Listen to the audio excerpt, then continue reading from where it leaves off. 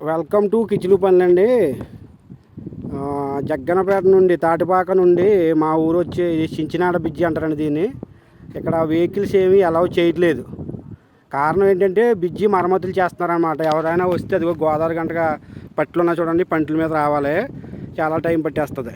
కాబట్టి అందరూ కూడా ఇగో చూడండి ఎంత దూరం ఉందో, దాదాపుగా 3 km అంటే 3 కిలోమీటర్ల దూరంగా నడుచుకుంటూ వెళ్ళాలి. ఇగో ఈ చించినాడ బ్రిడ్జి లొకేషన్ అంతా చూడండి.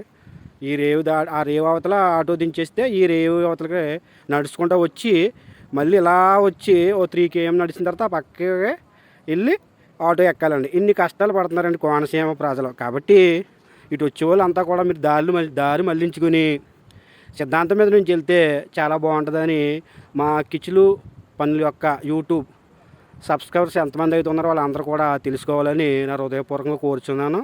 మా వీడియో కనుక మీకు నచ్చినట్లయితే కిచులు పనులు అని టైప్ చేసి సబ్స్క్రైబ్ చేసి బెల్ బటన్ నొక్కండి.